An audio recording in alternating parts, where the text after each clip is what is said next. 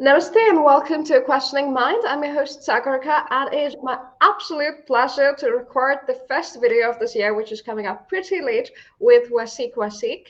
Wasiq, welcome and namaste. Namaste, Sagorika. Thank you for having me on your show. And my sincere apologies. Very desi of me to be the first, but also very, very late to come onto your most excellent YouTube channel. But thank you so much for the invite. And I hope your viewers enjoy it. Of course, I just wish we were doing this in person, as was the first plan, which would have been more fun, I think, but for another day then. Wasiq, you have become quite popular on Indian news channels, on Indian podcasts as well.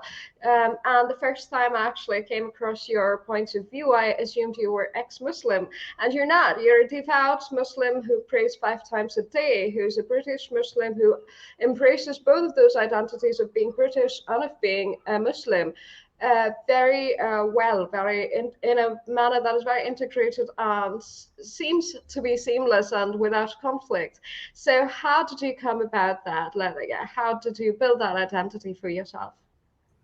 Yeah, thank you. So in terms of how that identity has come about, I think it's been very much an organic journey. I was born in Pakistan. I came to Britain in the 80s when I was only 2 years old. So for all intents and purposes, all of my life, my upbringing has been in Britain.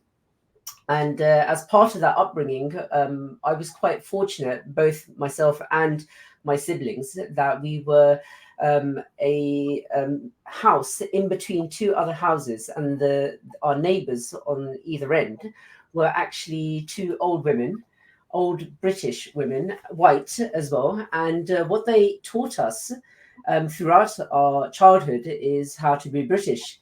So we learned about British values of freedom of speech, freedom of belief, freedom from belief as well, the ability to understand and to accept other people's points of view, even if they came into conflict with your own.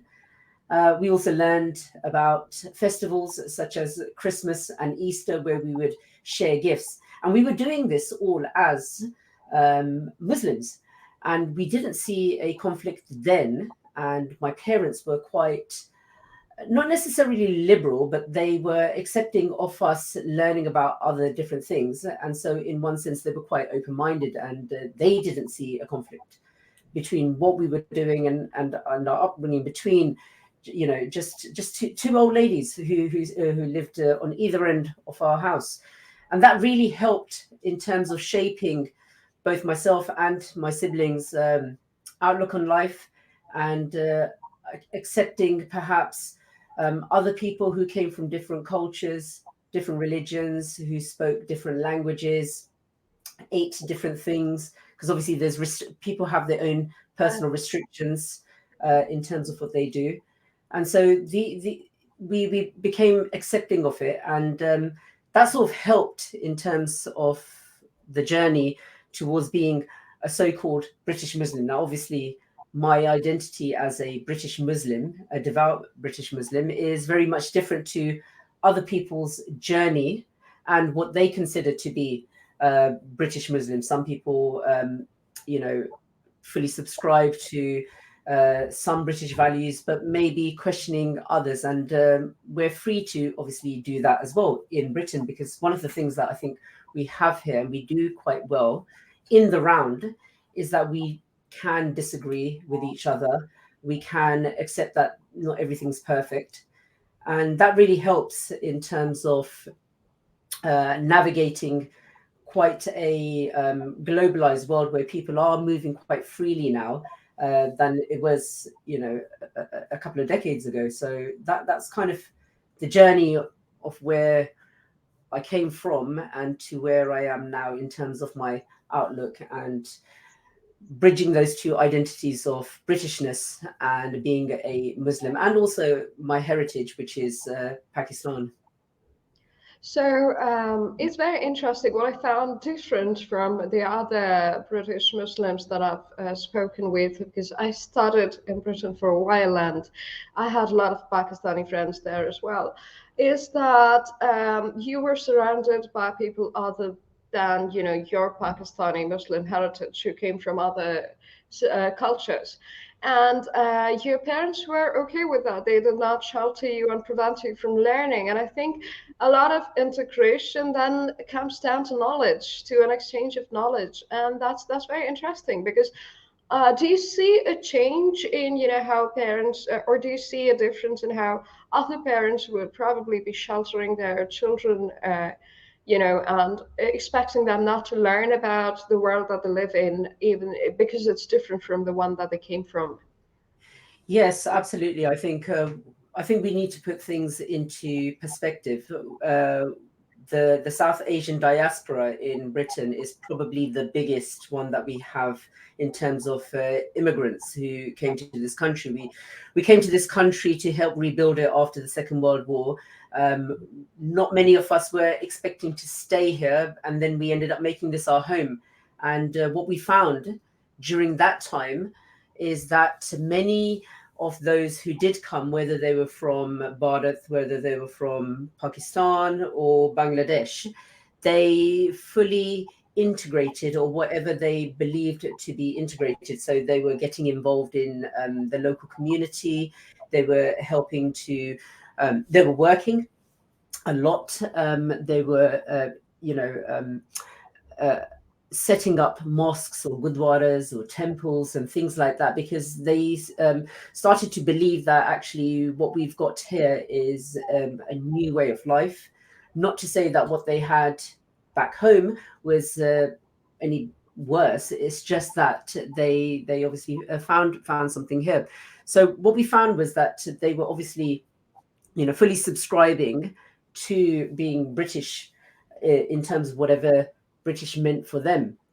And as a result of that, what we found is that they had to be open-minded because they had no choice. They came as so-called outsiders, and they were in the out group, and they needed to be part of the in group. And for the only way for them to be part of the in group is to integrate into society, integrate into the systems and the structures of things. So whether that's being elected as councillors, whether that's working in the hospitals, or, you know, being accountants, or whatever it was, you need to understand the country that you're coming into, how it works, how it operates, how different it is from where you came from, in order to obviously live a somewhat successful life. Now, because that then becomes multi-generational, over time, what you end up finding is that some of that knowledge transfer is inherited. And because it's inherited, it's taken for granted. And when it's taken for granted, sometimes people don't necessarily believe that they need to learn anything new from anyone else. And so what I found is that over the decades, as people were, you would have generations coming into Britain, whether they were within Britain or coming from abroad. That knowledge transfer started to, in some ways, stagnate and not actually progress any further. And as a result of that, people began to become a little protectionist in terms of integrating with other people in their community, because they didn't necessarily see a need to obviously talk to people, to interact with people, to even do business with people. Because, you know, why do I need to go to that shop to buy a pint of milk when I can just go to, you know, uncle's shop and get a milk from there? So it became a lot of that. So there is, of course, a lot of work always that's going to need to be done. But I think one of the interesting things about this is that despite some people not necessarily integrating, they have integrated in other ways. They just don't see it. And I think what the biggest challenge that we find with diaspora communities who are not integrating is that social cohesion aspect, is that actually that knowledge transfer is good quality knowledge. You can learn different things from different cultures and different people. And in the same way that you can also teach and bring some of your values and things like that. And Britain is quite well equipped to be able to accommodate that sort of stuff. So what you're talking about is essentially ghettoization after a certain point of immigration. So if you come in the first wave of immigrants that come in, they adjust to the outside world, to the world they live in, essentially. And then the later waves that follow, they integrate into the first establishment of their own communities there. And eventually they just create these little ghettos outside, which, you know, they think it's their own world and they don't need to step outside of that. And their value systems are also then integrated into that community, in the community that they came from, and not to the one that they came into. So assimilation then becomes a bit of a problem, and I think that's an important point. That's a very that's a distinction that needs to be made, and it's also perhaps one of the possible targets for reformation and a way of thinking, bringing it into education if this is something that's understood. So I think that means that a lot of it is down to upbringing then of the parents, of people, you know, just building that trust with the elders of that community, and then taking it forward and hoping it trickles down. Yeah, in some ways, yes, that's of course true. And you know, one of the consequences of so-called ghettoization is that people do tend to go to what is familiar to them, because they find what is unfamiliar to be alien or to be threatening and things like that. And I think the more you start to realize that the so-called other isn't threatening, you can start then, you know, branching out into perhaps areas that you never really thought about living in, or going to schools where, you know, it's a bit more multicultural than really monocultural, where, you know, there are schools here where the majority of students are, you know, coming from a particular community, both diaspora, India, Pakistan and Bangladesh, or even the native, so-called native white community. You know, there's nothing wrong with, you know, a white child going into a school where it's predominantly you know, diaspora in there, because in the end that's just the makeup, the demographics of the area. That's just a consequence of where you live. So, you know, that multi-generational thing does change. We do see it, but some people find comfort in it because they don't know how to then move on from there, and sometimes that can cause issues and problems, and we've seen that over the years, unfortunately, as a result. Right, so coming to schools, we'll move on to something a lot darker. And we've recently seen the GB News documentary about the grooming of school children, and it's I think, thank you for your quote for my article about Islamism in the UK as well. That included a portion of about the grooming, and I loved your article that was specific to the incident, to the ongoing incidents of grooming, and it's interesting that despite such widespread damage, the city of Rotterdam is selected as the children's cultural capital, and that's terribly demeaning and scary that it can go forward. They're getting funds, and they've not repatriated the children. They've not rehabilitated, gone up to them and, you know, asked about their trauma, helped them process it. The arrests are not complete yet. And this is due to a lack of integration, and it's coming from a mentality of preying upon the vulnerable of the community. So these were, for the audiences, for the viewers, we're talking about the Rotterdam grooming scandal, where over decades, school children, white schoolgirls, were groomed by gangs, many of them British Muslim, British Pakistani, who stood outside the schools and tried to pick them up, groom them, and then raped them. And they went through brutal incidents. And obviously, they've naturally recovered, but there's also a lack of effort from the side of the government, from the side of the media to question what happened, because this was ongoing since decades. And this again follows. I'm bringing up a different incident, but this does follow a history of honor killings in England, especially in London. So these are women and children who seem to suffer at the hands of Muslims who refuse to integrate into British society.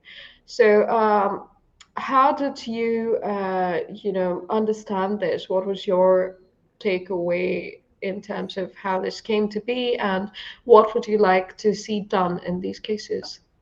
Yeah, so obviously the case of grooming gangs is considered to be an open secret that Britain is currently grappling with. It's been happening for a number of decades, and in fact, there's even instances where it was happening in the 70s, and there was a particular attitude that that was found within some of these communities. Now, Rotherham is one of the towns that is at the heart of this grooming gang scandal. There are also other towns such as Telford and Rochdale, as well Huddersfield, Halifax, Oxford, High Wycombe. So lots of these areas have, or what it seems to be, a particular problem in terms of a particular group of men who happen to be British Pakistani Muslims in most cases, targeting underage white working class girls who were obviously at school. So there are some caveats that need to be, first of all, established, is that no one's saying that this is a particular problem that is associated with British Pakistani communities. No one is also saying that only white working class girls are the victims of this type of grooming. And also, no one is saying that, what could have been done wasn't always necessarily done. What we found was that in terms of the data collection of these perpetrators, that wasn't done properly. And so it left us just looking at what was going on in terms of what was coming out in the media. And so we saw that there was a pattern now. We saw that there were gangs of British Pakistani men who were targeting these girls, and they were targeting them because they were, first of all, vulnerable, the girls. They came from low income families. And when you come from a low income family, you then present some sense of vulnerability, and that means that if your needs can be met by someone else, then it's very likely that you may seek out that need from them. So, if, for example, in many of these cases where some of the girls were not able to go home and have their supper, they would then need to eat from somewhere, and these men were able to buy them some chicken and chips, and and feed them. And so when you're being fed by someone, you feel like you're being taken care of. And when you feel like you're being taken care of, you sometimes may feel like you owe the person something. And these men were very shrewd in that sense. They knew what they were doing.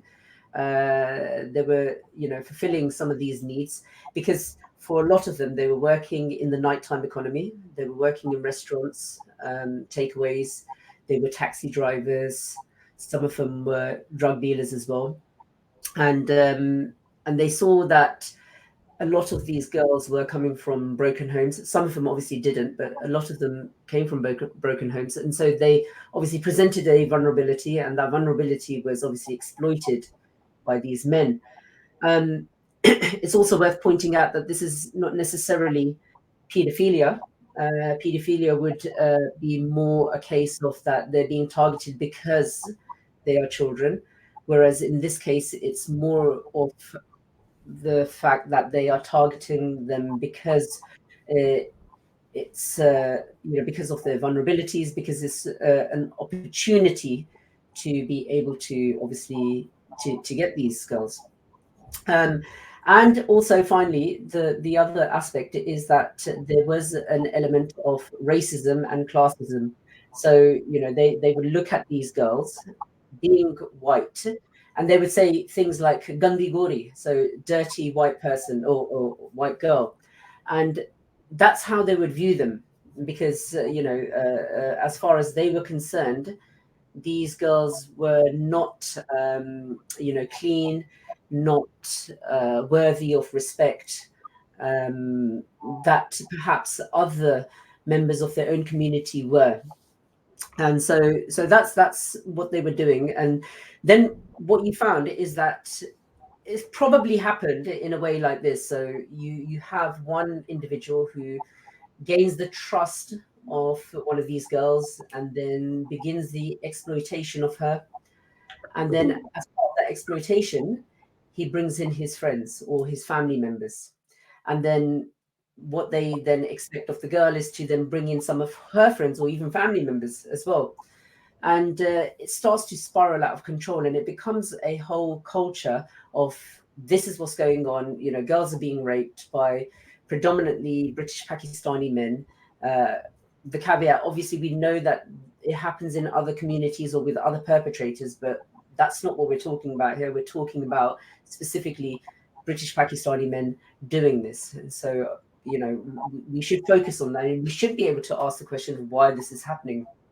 And we actually found out that why this was allowed to continue to happen was because of an institutional failure. So I'm sure you're aware of the GB News documentary by Charlie Peters, a great journalist, investigative journalist, who really got to the heart of what was going on in Rotherham, and also exposing some of what was happening in some of the other towns and cities around the country.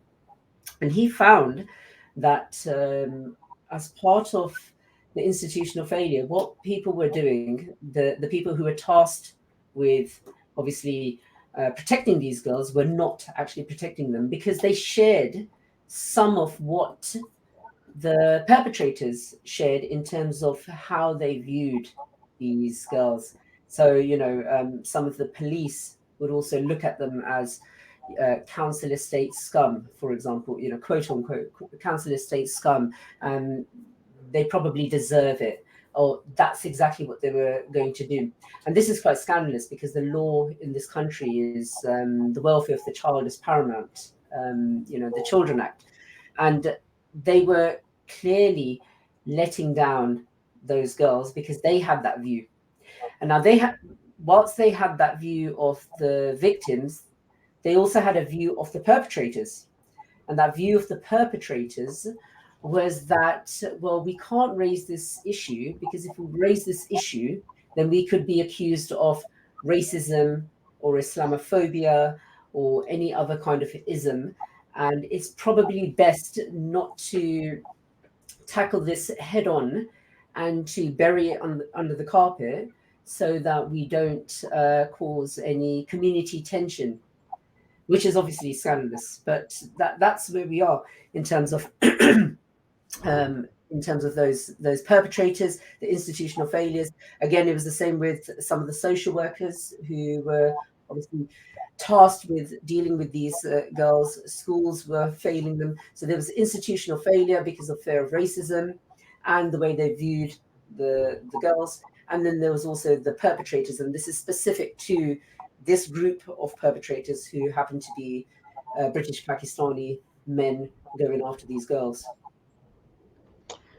It's, to be honest, I feel like a lot of attention has gone towards, especially institutionally, there was a lot of protection for the perpetrators, and The victims are simply those not deserving of human rights, according to a lot of the section, a large section of the media at the time as well. They also seem to receive political patronage. The perpetrators received political patronage because they formed part of a vote bank, which is also the case across the rest of London, across the London boroughs that form, hardcore Labour pockets. So that's, I think the political patronage was deeply disappointing because there's no way for anybody then to fight for themselves, and the voices are just going to be brushed under the carpet anyway. Now, this is a form of violence, and then there's other violence, like in the Leicester riots that happened, where it essentially devolved into a Hindu, Muslim, and Indian versus Pakistani sort of issue, whereas the police was also, rather circumspect about trying to protect anybody. There were Hindus who were told to stay inside, not come out, and it was pretty much one versus the other instead of any institutional support for anybody who was deemed a victim, honestly. But and you wrote about that as well. I think I found your openness very intellectually honest, because you seem to tackle issues. Whether here you've written about Norway and Sweden as well, and Islamism as an aspect that society and politics needs to be aware of. So you wrote about this. So how do you view the incidents in Leicester? Yeah, so Leicester was, in my view, was quite a surprise to see what had happened. Some people, some commentators and researchers, academics were not so surprised. I was quite surprised that it happened. I mean, we always have scuffles all the time in terms of football matches. Definitely, we have a history and a culture of football hooliganism. So I didn't see it in the immediate after it had happened anything any different to hooliganism in football. But it was obviously a Pakistan versus Bharat match, and I think it was Bharat that won, and obviously stuff kicked off, and and whatever, and then there was obviously it was videoed and it was put on social media, and then there was lots of misinformation flying around and all that sort of stuff, and I couldn't quite work out what was going on at that time because I didn't have all the facts. And so, if I don't have all the facts, I refuse to comment on something. I don't think it's wise to comment on anything until you at least know as much as you can know to make an informed comment. And so in the immediate, I didn't think anything of it because what I find, what everyone quite, most people know is that there's plenty of Muslims in Bharat who are very patriotic and who support the national team. And then you got obviously the majority of people in Pakistan are Muslim, and they naturally will support the national team. So there's nothing contentious about that per se. So I didn't see anything contentious about it.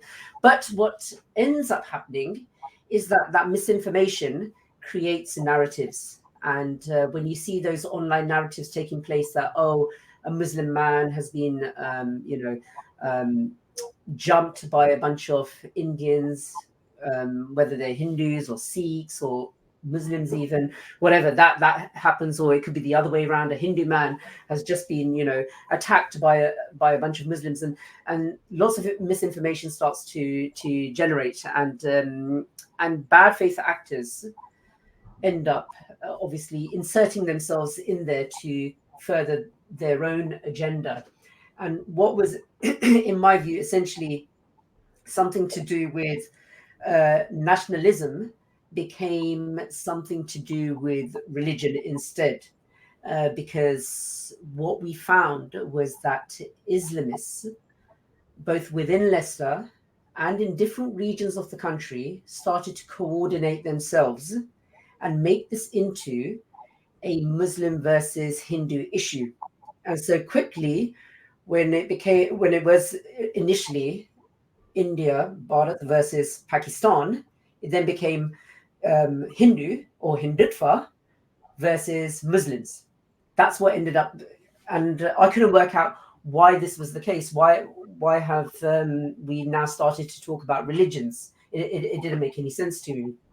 And so these Islamists were very good, in fact, at being able to frame the issues in this way, because when you're able to frame the issue as Hindutva versus Muslim, you find that Muslim can come from any region of the world, whereas Hindutva mainly comes from, Bharat, and then you've obviously got pockets of diaspora around, but essentially, that's where most of them come from. And so it was quite easy for them to wrap that message around in that way. And so they obviously needed to give life to a bogeyman, and that bogeyman was Hindutva. And they would use that word in a derogatory way to present it as a threat. And because they presented it as a threat, then they were essentially saying to Muslims, look, you're going to need a solution to this threat, and we're the solution. Islamism is the solution, and we're here to stand up for you and stand up against these people who are, I don't even entirely know what they were trying to do, because there's nothing really happening to Muslims here in terms of them as a community by any kind of Hindutva extremism, so-called Hindutva extremism or Hindu extremism or whatever it is that you want to call it. So they gave life to this bogeyman, and you saw them protesting.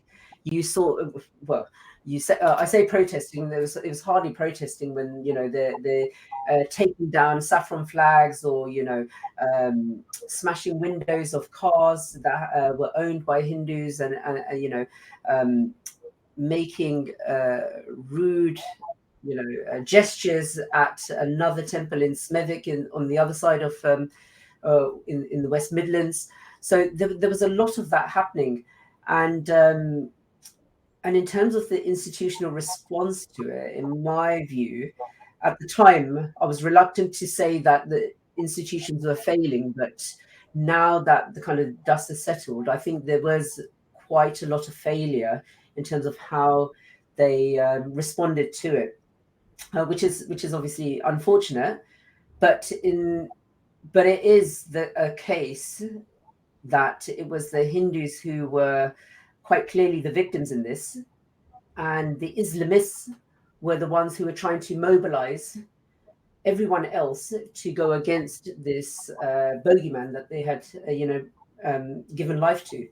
And that's something I think in the future the Hindu diaspora are going to need to think about, is that you've now been stung by the Islamist bee, and you've seen now how they operate, and they're probably going to do this quite more, a lot more, and you're going to need to work out how you're going to deal with that, because the response that you did have at that time, in my view, was not good enough. I didn't see enough of you guys standing up, and it could be that you were fearful or you didn't know how to, and that's fine. But now you know what's happened. We need to see you guys standing up against the Islamist threat that is going to now manifest itself against you again, because they've given life to this Hindutva bogeyman. Right. I really appreciate the sensitivity you bring in. I think the academician in you shows up a lot. For me, it was it's not new in the sense that Islamism in general does create that bogeyman, does always have a justification in the form of a narrative. So whether it's cricket today, it's football somewhere else, where you see the Americans writing all over the place. It's something all of the time, right? But the propensity for violence is never it's always there. It's always under the surface. They'll Mm. go about their jobs in the daytime, and then as soon as the opportunity presents itself, it's always violence. And so this, I think, requires institutional solutions. And like you said, the Hindu response was very, very limited. And I think that's the case even in Bharat itself, as well as when we go abroad. I think the idea is that we depend on the state, and we're not very, even as a very thriving democracy, I think it falls to the people to be democratic about, certain solutions. And it's necessary to build that political capacity to have politicians also speaking out about issues that are in the interest of Hindus, because, like you said, the violence against Hindus is only going to increase. And it's not like it wasn't ever there. It's just that a lot of the diaspora population, like the initial wave, unlike in the case of a lot of Muslim immigrants, the initial wave of Indians has always tended to bury their head in the sand when it comes to religion, practice perhaps in your own space, and then go about the everyday and pretend that everything is normal. I think a lot of even comments from white Britishers against racist comments from white Britishers against Indians was never talked about as much as the slur of Paki has been, talked about. There's Indians who are also called Paki. There's a lot of Bharatiyas who face that racism, but we've never spoken up about it. And I think that's rather unlikely to change considering the response right now, and unless there is political will from them. And I think somebody else had mentioned that Hindus do not form a solid vote bank. They just go in to do their duty as voters, but they don't form a vote bank as such. So they can't be, well, it prevents them from being exploited, but it also prevents them from getting any political power. And it was perhaps unnecessary at a time, but now it is not unnecessary anymore. But I think you bring in a lot of sensitivity when you discuss the topic, but also you're very clear about how things stand. Like I said, there was also an incident a few years ago, 3 or 4 years ago, during Diwali, where a lot of the Pakistanis gathered. They heckled a British journalist who was covering the event. It was on the occasion of Diwali, and they threatened her with rape. This was all spoken in very clear British English, and there's very little action. So there is that issue that the action is always extremely limited. So how on a personal level, how do you get drawn to these topics? How do you get drawn to speaking up about Islamism? Because it's not an easy thing to do. Britain has a lot of pockets where there's violence against people like you who do speak up. Yeah, I mean, I kind of just fell into it. It wasn't something that I was planning to do long term. I'm a music graduate. I went to university and studied music technology. Really enjoyed that. Went into teaching, and then obviously things were happening. We had 9/11 in 2001. Then we had the 7/7 bombings here in 2005 in London, where homegrown British Muslims, turned their backs on their countries, killed 52 people, and hundreds were injured. And then since then, we've seen a number of terrorist attacks from Islamist extremists. I think one of the most gruesome ones, and I'm not sure your viewers are aware of this, and it might be worth them actually checking this out, is when I think it was in 2014, when Lee Rigby, who was part of the British forces, was decapitated on the streets of London in broad daylight. It was captured on camera. The perpetrators, who have obviously been successfully prosecuted and put into prison, were also captured on camera talking straight after decapitating him. So I know Bharat has a history of sartan se juda, if you say anything about the Prophet, we're going to be chopping your head off, and that actually happened on the streets of London by two Islamist extremists. And they with a meat cleaver, they took his head off, and it was in broad daylight. It's all captured. I wouldn't advise you to go looking for that video, but you could probably find it. That happened, and we still had a history of Islamist extremism, and I just started to write about it because I was quite concerned, particularly for British Muslims or any other Muslims, at least in the West, who perhaps saw this as justified, because what radicalizers do really well is that they do wrap these things into a language where they present it as we have no choice, we have to do this, we have to kill these people because that's the only way that we can survive. Everything is Islamophobic, everything is institutionally racist against Muslims, and all that sort of stuff. So I was quite concerned about that, and so I started writing about that. I started to get into the research element of it, to obviously to help in that sense, because counterterrorism policy, believe it or not, is also under attack by Islamists. For example, only a few weeks ago, a review was just published by William Shawcross, and the review was on our counterterrorism policy known as PREVENT, and PREVENT is one strand of contest, and the whole idea is to prevent people from being drawn into terrorism and extremism and being radicalized and everything like that.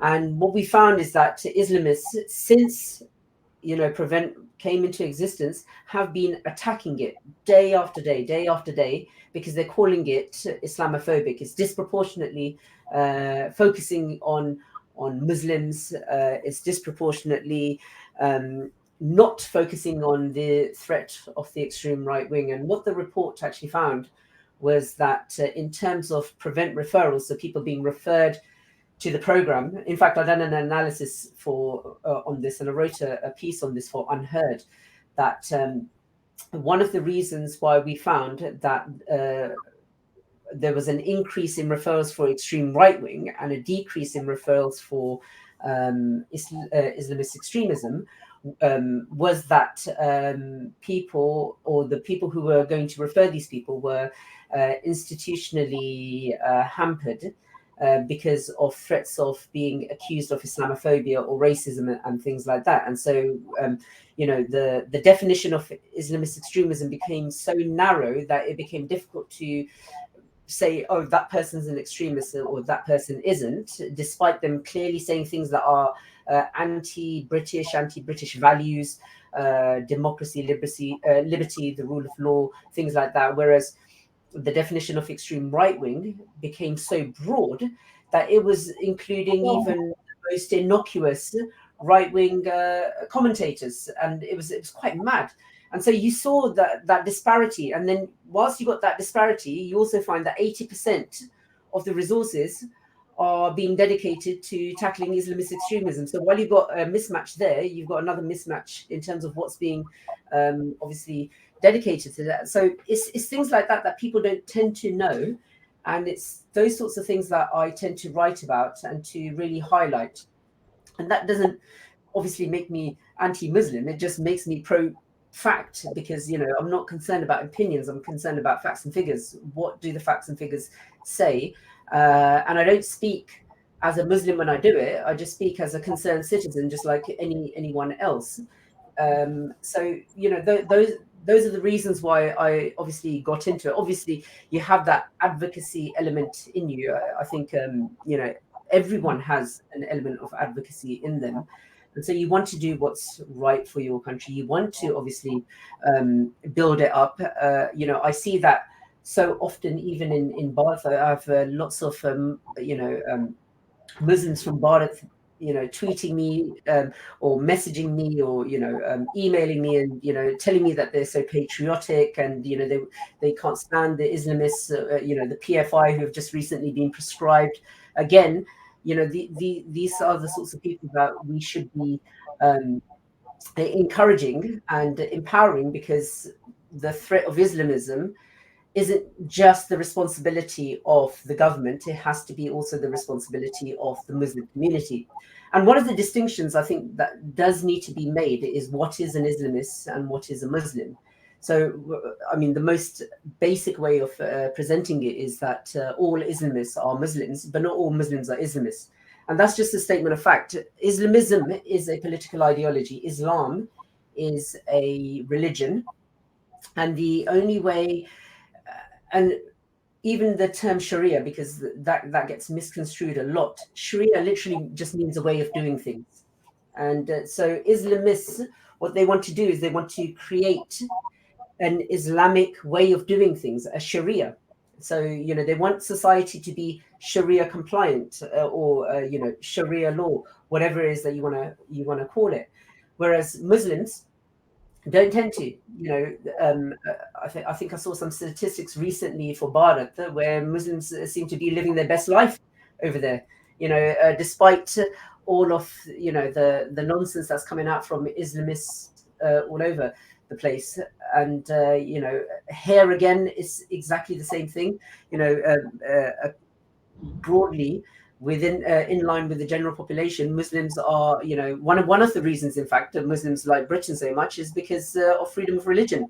They get to practice their religion in the way that they see fit, so long as it doesn't break the law, and it doesn't tend to break the law. I don't think any religion here that we have is going to be doing that, but it's those sorts of things that I think need to be highlighted, and so that's what I do. I try to highlight what's going well and what we need to improve on, and I try to do it as objectively as I can. Obviously, I'm cognizant that I am a Muslim, but that's exactly why I have no issue in calling out Muslims who are acting contrary to the law, contrary to the values that we hold dear to us, and whatever.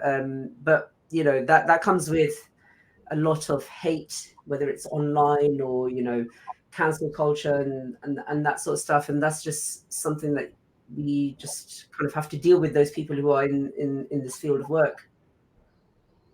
Well, that's I think it's still pretty brave, because we've had a lot of incidents where people were killed for much less than you say. So I hope you take care and stay safe. But apart from that, there is also a lot of intellectual honesty that is required, because I understand when somebody says that you are threatened and they will, due to 9/11, due to 7/7, somebody's going to profile you, they're going to come after you, come after your families.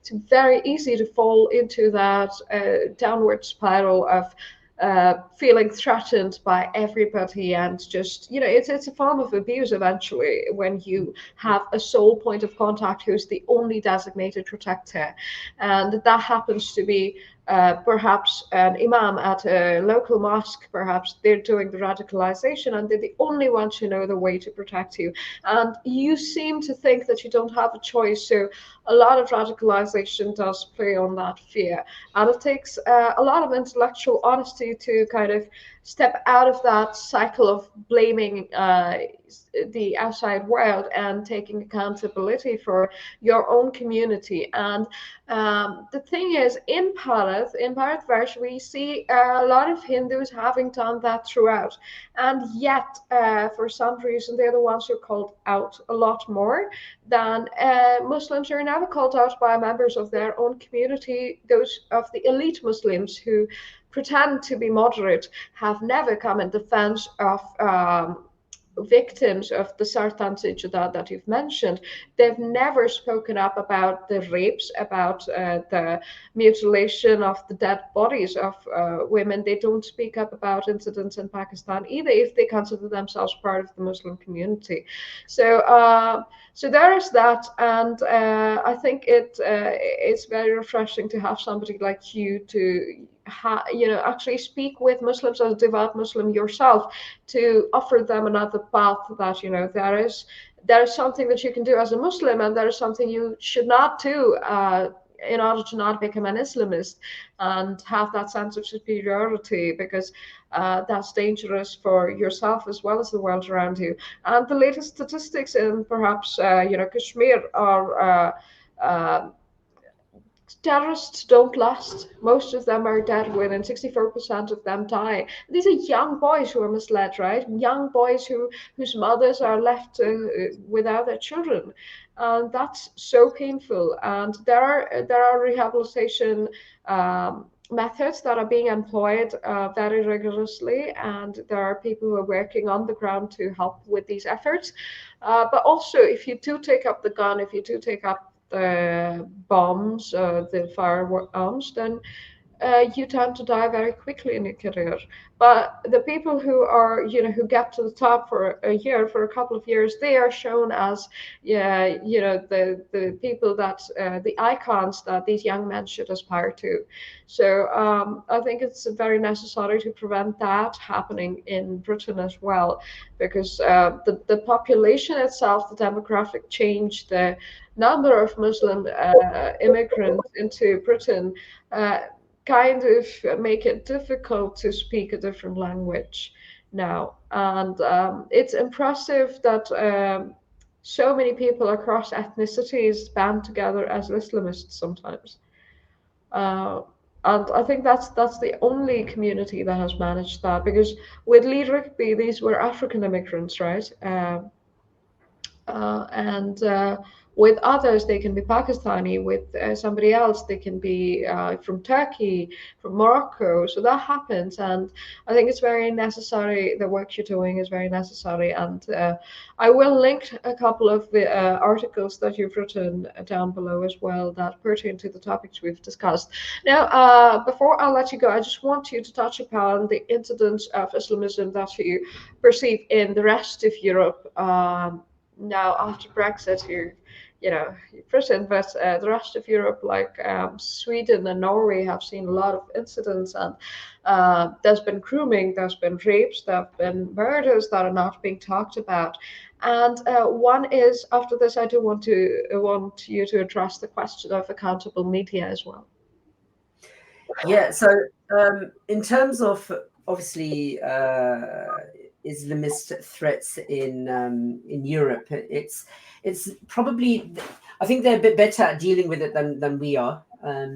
They have a longer history of it. Their diasporas are slightly different to ours in terms of makeup. We have quite a big, obviously, Indian, Pakistani, Bangladeshi diaspora, whereas they have quite a lot of people coming from North Africa and the Middle East. And so I think what we found certainly not too long ago, I think it was last year, the Quran burning in Sweden that took place. And one of the things that the politician who had instigated it, he's considered to be far right. He is quite clearly, in a lot of people's view, anti-Muslim bigot, and he's obviously provocative. He wanted to burn the Quran and to elicit a reaction to it. And I actually wrote about this when he first tried to do it, for Focus on Western Islamism, an outlet that's based in America.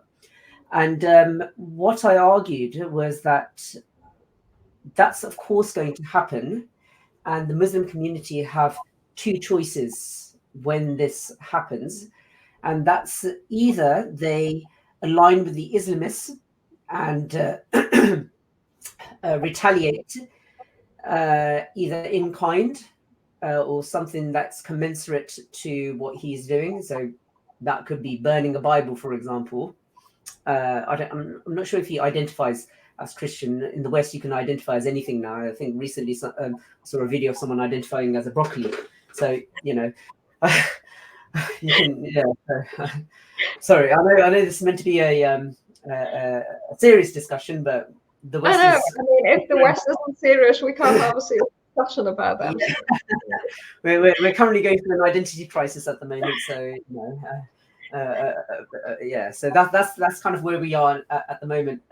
But yeah, so he obviously was doing that. So Muslims have a choice: either they align themselves with the Islamists, or they do what I argued, which is that they use this as an opportunity to actually, particularly Muslim leaders or so-called Muslim leaders, to actually empower their communities, empower their constituents to say, okay, if you want to burn the Quran, go ahead and do it.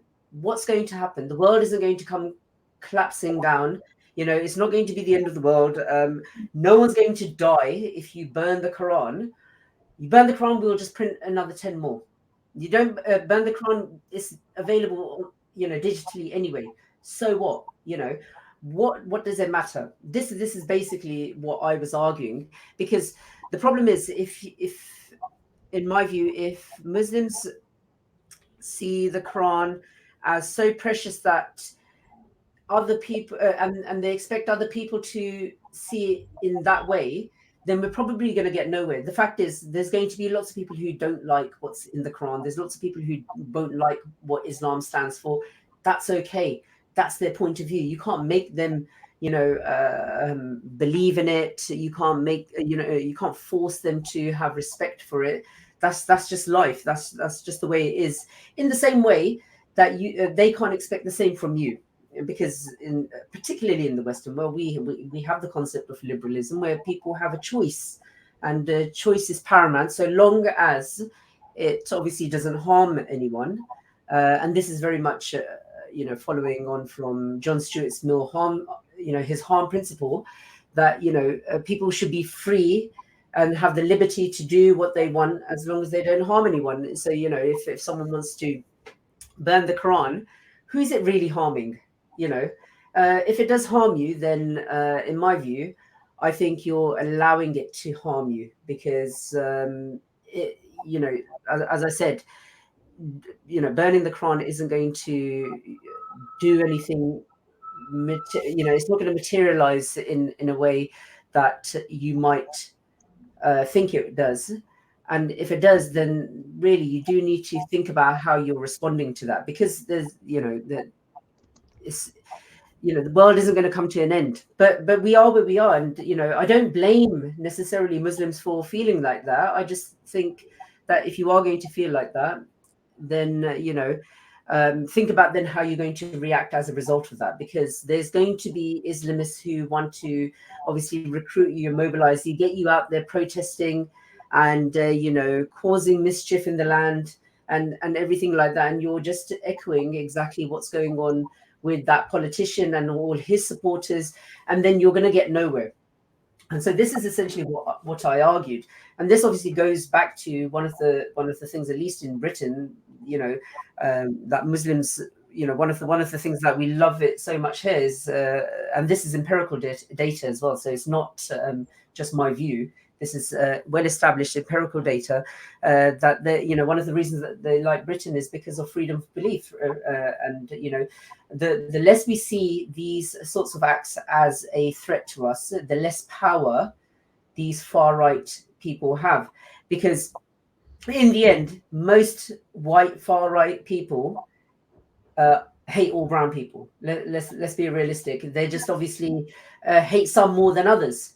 If it was up to them, none of us would be here. But we are where we are. So I think that's obviously something to think about. And while I say that, obviously the caveat is the majority of the white population in Europe are very tolerant, not racist, law-abiding, just like the majority of the diaspora in Europe. And Europe has had, France, the amount of terrorist attacks France has had as a result of Islamist extremism is crazy. And I don't know if your viewers are aware of this, but France didn't vote for the Iraq war. So why are they a victim? If it's a foreign policy, then why are they?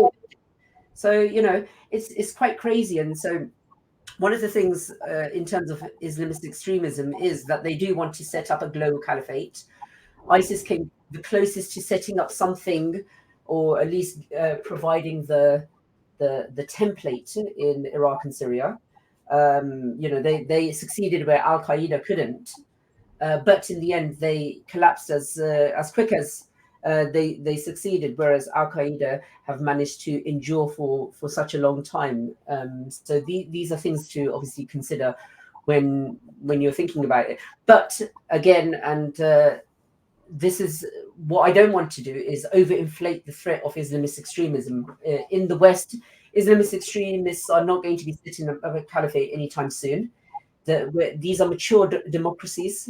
They can withstand outside radical influences, whether it's communism or Marxism, Islamism, all of these deviant types of ideologies. They can withstand that. But what Islamists do want to do is they do want to create Sharia compliant societies. So where it's Muslim focused and Islam friendly.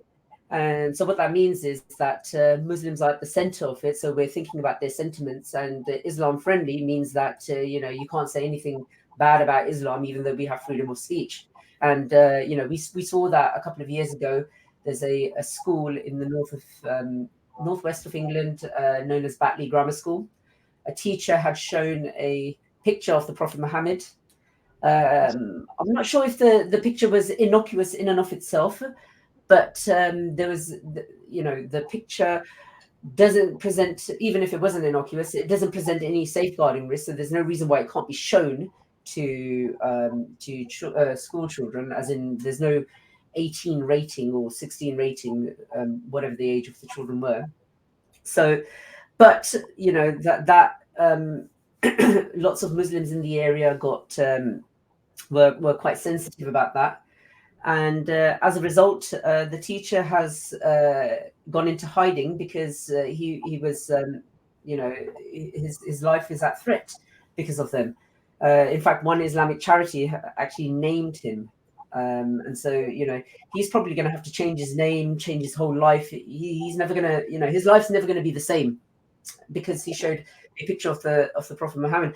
And, it's difficult because lots of people don't realize how important freedom of speech is, because in the end, it's freedom of speech that actually protects minority communities, because we need to be able to also say what we want to without being restricted. And if the idea is that minority communities are always at a disadvantage compared to the majority, then freedom of speech is in our interest to have and not to be restricted. But you've got these stupid Islamist extremists who just want to completely restrict everything and make it Sharia compliant. And it's not going to help anyone. And in fact, it makes other Muslims who couldn't care less a victim of both those actions, because they've got nothing to do with it. When you see all of these protests taking place, you don't see the whole of the Muslim community in Britain or in Europe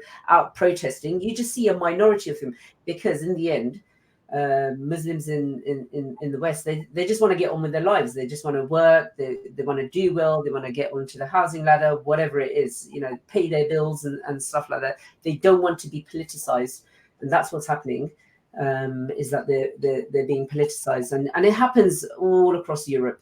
Any kind of thing that happens is straight away Islamophobic, or the government are anti-Islam, when really they've got a much better prospect of living a prosperous life in Europe compared to some of the Muslim majority countries, which they have ended up leaving in the first place because it's not so good.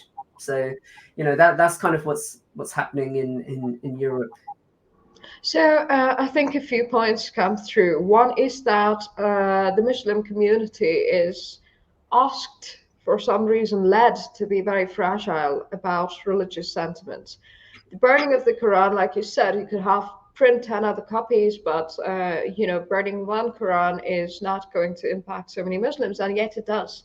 It leads to reactions that are disproportionately violent and large.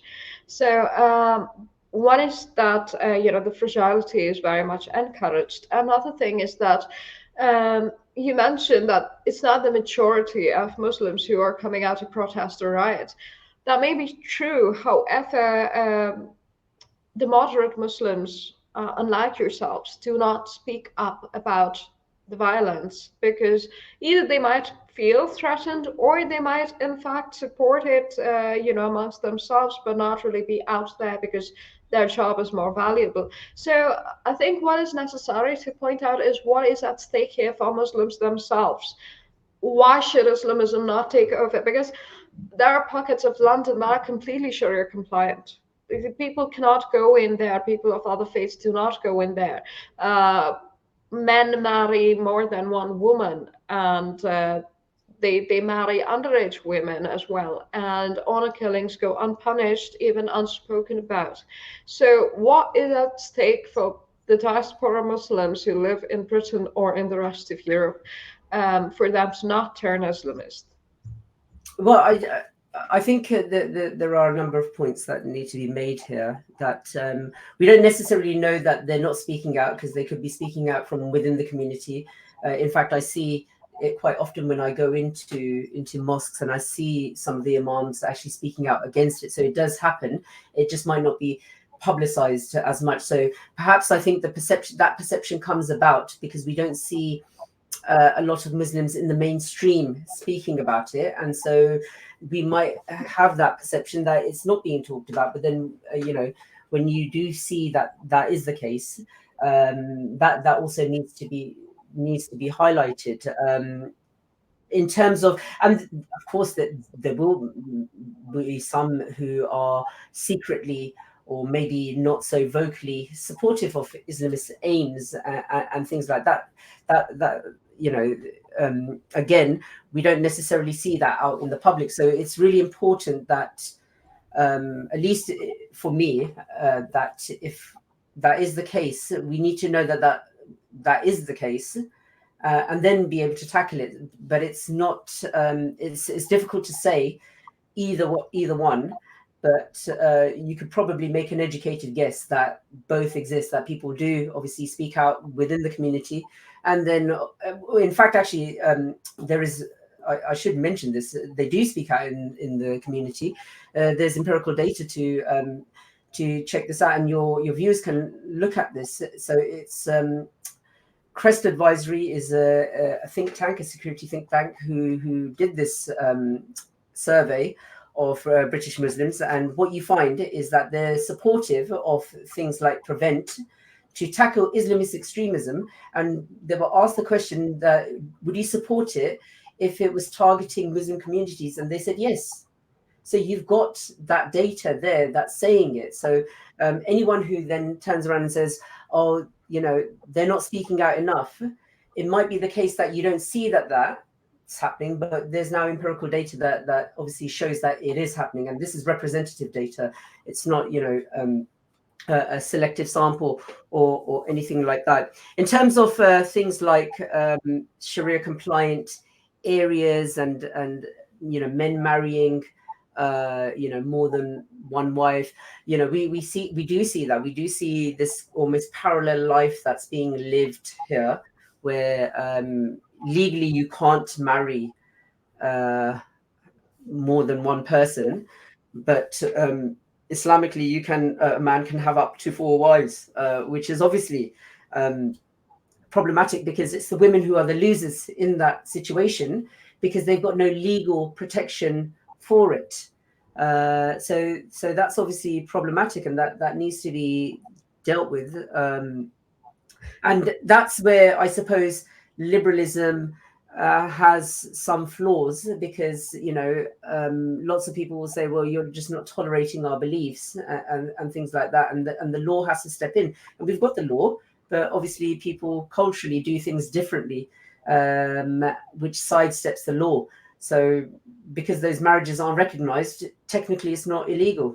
So what are you meant to do? And so that's why, when you're asking for what's at stake, well, for the women, well, look, your life's at stake. Your future is at stake.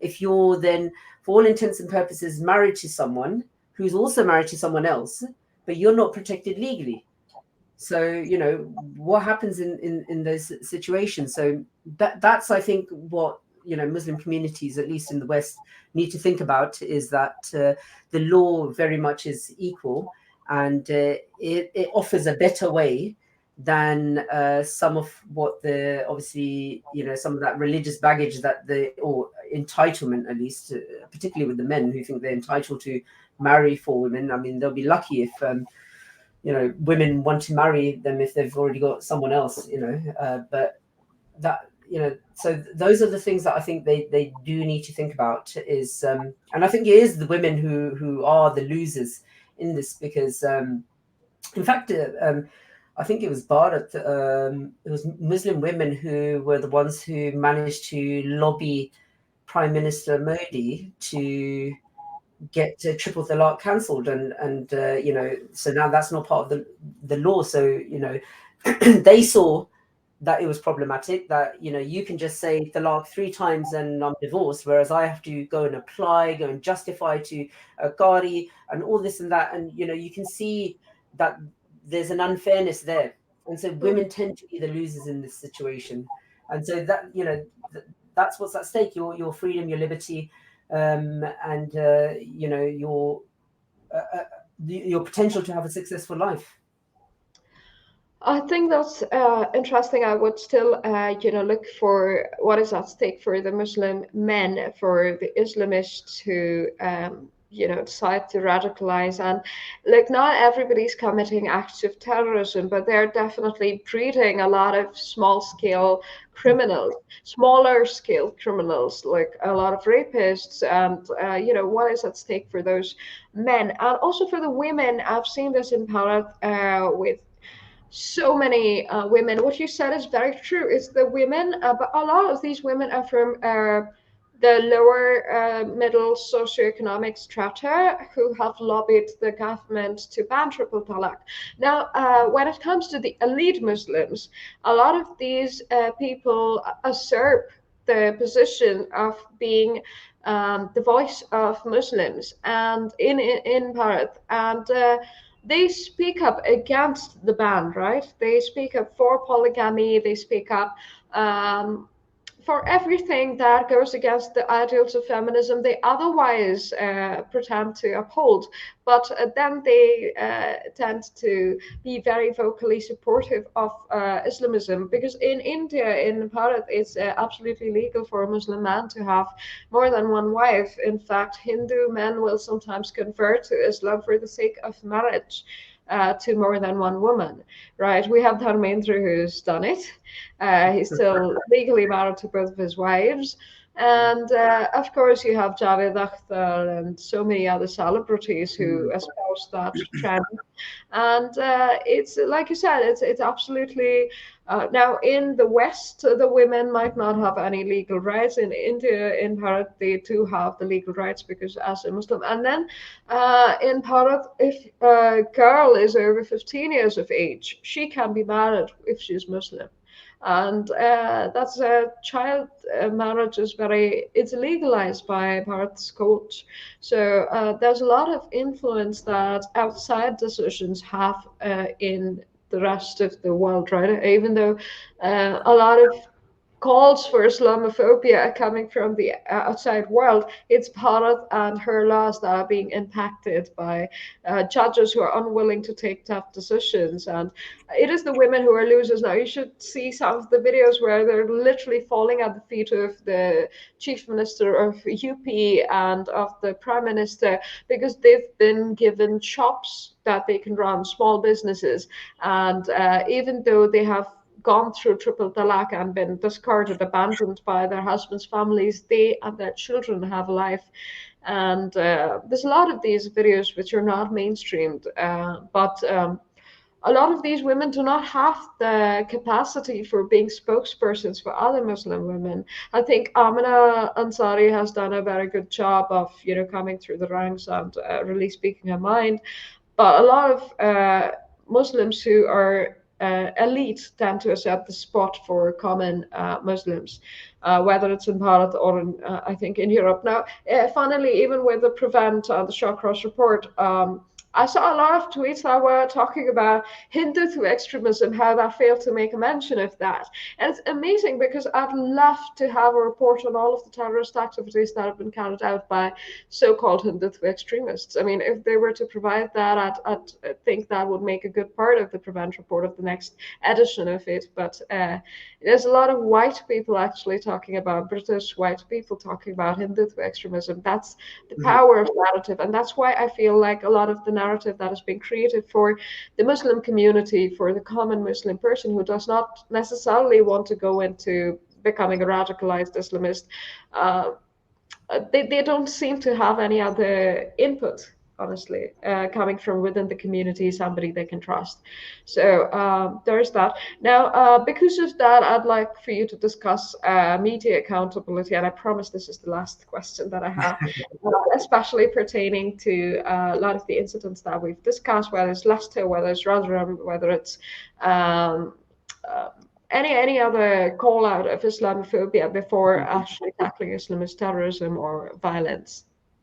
Yeah, sure. So just quickly on the Hindutva extremism and everything like that, when at the height of the Leicester thing, I think I remember saying that, and I've written about it and I spoke about it quite often in some other subsequent podcasts that I did during that period. It was that we don't have a history of Hindutva extremism. There's no recorded terrorist attacks here in Britain that relate to that nature, and and that was the thing that. That facts didn't matter because the Islamists had created that narrative that there was a Hindutva Bogeyman. This is BJP, RSS, HSS, Modi, and all sorts of, that's, I was thinking, what the hell, all these acronyms, I have no idea what's going on here. And I'm looking at the statistics saying, I can't see anything like this. But they just done it so well and created that narrative that people who have no idea whatsoever of politics in Bharat and in Pakistan and those Bangladesh, Afghanistan, they're thinking, yeah, this is probably correct. It's a Hindu nationalist government. They're persecuting minorities.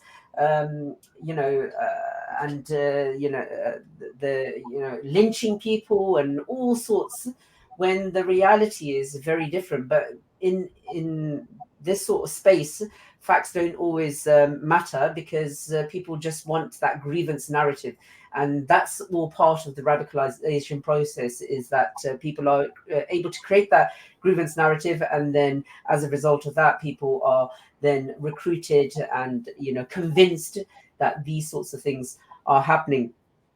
And you would think the media were cognizant of this, but we find that actually they weren't.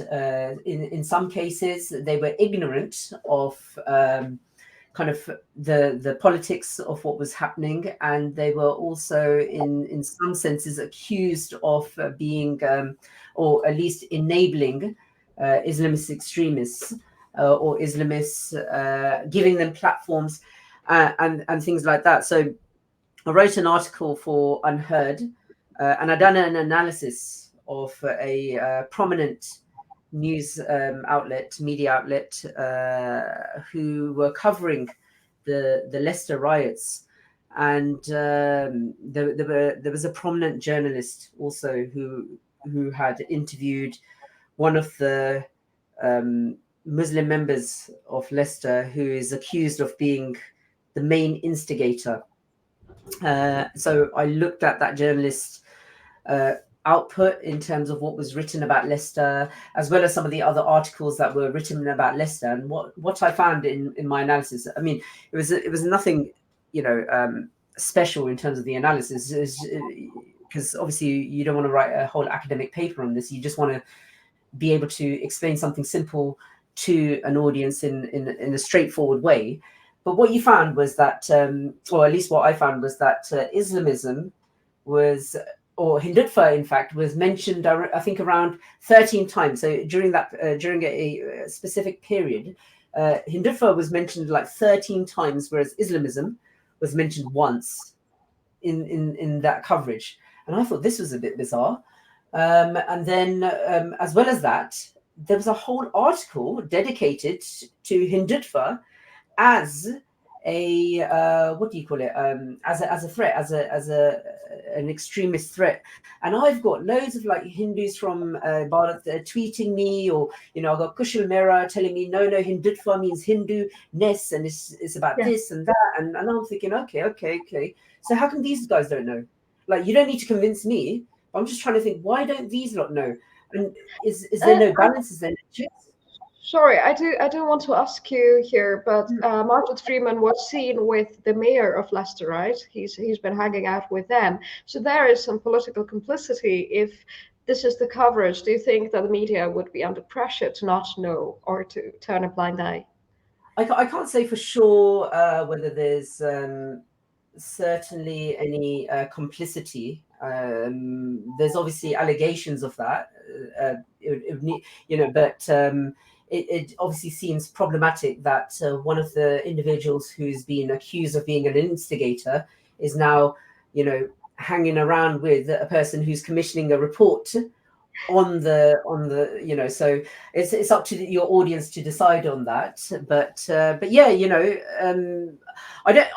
I don't get, in terms of the output of the media, why they were giving individuals this platform, and almost it seemed like an unchallenged platform. In fact, I don't remember seeing any kind of challenge. But lots of people were accusing some of the journalists of showing favor to some of these Islamists because the journalists were Muslims themselves. Who knows what the reason was, but the fact is that was the case. The analysis shows that, and there didn't seem to be any balance. And so I was providing that balance. I wrote another piece for Focus on Western Islamism, again on another commentator who's very, or at least presents himself to be very anti-Bharat, hates the BJP, hates Modi, and he's not from there. He's from another Western country, and he had put out a YouTube clip, and completely exonerating the Islamists and blaming everything on Modi politics and all that being imported into Britain, and that's why it's going, and it's a Hindutva threat and all that sort of stuff. So lots of things were happening, but sometimes you can see that obviously left-leaning publications seem to have a soft spot for Islamists, whereas right-wing or at least center and center right-wing publications don't. And then you're then forced to even if you're on the political left, you're then forced to go to the right to look for that balance, and that shouldn't be the case. It's up to media publications to present the facts, and yes, of course, they're going to have some angle to it, but in fact, actually, it goes back to, I know this is kind of going off topic, but the Gujarat riots that happened 2 decades ago, and then the BBC documentary that came out, and I watched it, and there was nothing new about it, and so I questioned, why are we, recycling and not giving anything new? If there's something new, great, take it to the courts then, if that is the case. But again, what you found, and it was a BBC documentary, but there was nothing new in there, and it was just confirming what was already out there, and it was just like, okay, then what's the purpose of this?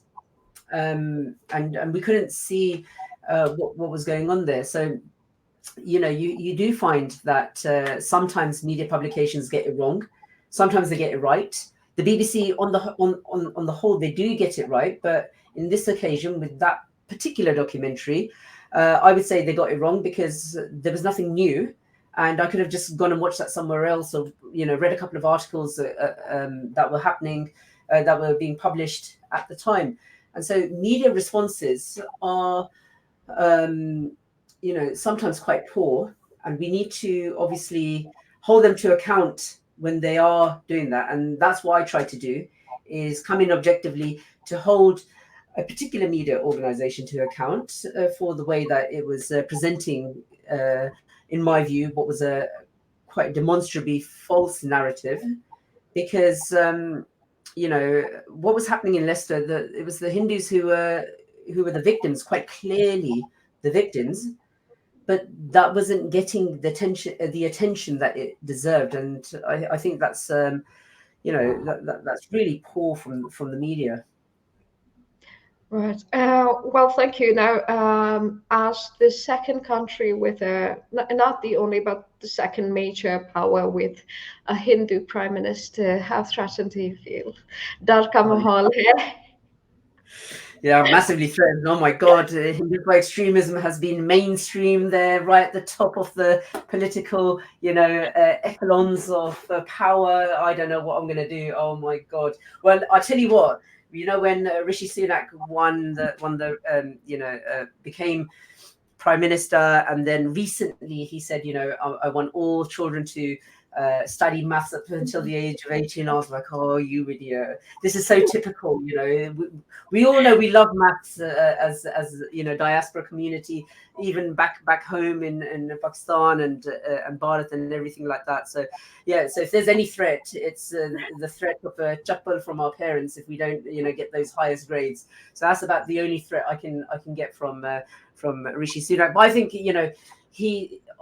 he's not our first ethnic minority prime minister, but he's certainly our first South Asian heritage prime minister, and that breaks down so many barriers. And and I want Muslims from Bharat who live here, the diaspora who live here, and look at Rishi Sunak and think, if he's able to make it, we can also make it. Same with Hindu diaspora here from Bharat and Sikh diaspora. Because he has broken down barriers, and we do have a problem of racism in this country. No one denies that, and that's not between diaspora communities. I'm talking about between the racist far right and then every other ethnic minority. And the fact is that he is quite inspirational in that sense that he won it not because he's brown or that he's Hindu or for any other reason. It was because he presented the best argument at the time in terms of the leadership race. It was because of his merit. He's clearly an intelligent person. But obviously that now puts a lot of pressure now on every other diaspora child who now has to aspire to become, prime minister. So yeah, he is a threat. So if anyone asks me, yeah, of course Rishi Sunak's a threat. Well, all right. I'll let you go now. Thank you for your time. Thank you so much for this lengthy conversation. And I definitely look forward to having a few more discussions as time permits. And yeah, thank you. And we'll stay connected. And thank you for your quotes and collaboration. For the viewers, I will be linking a few of the articles that I've mentioned that Wasiq has mentioned in writing. He's written a lot, and I'll mention some of them. I'll mention my article that used his quotes as well. So thank you for watching, and see you next time. Namaste.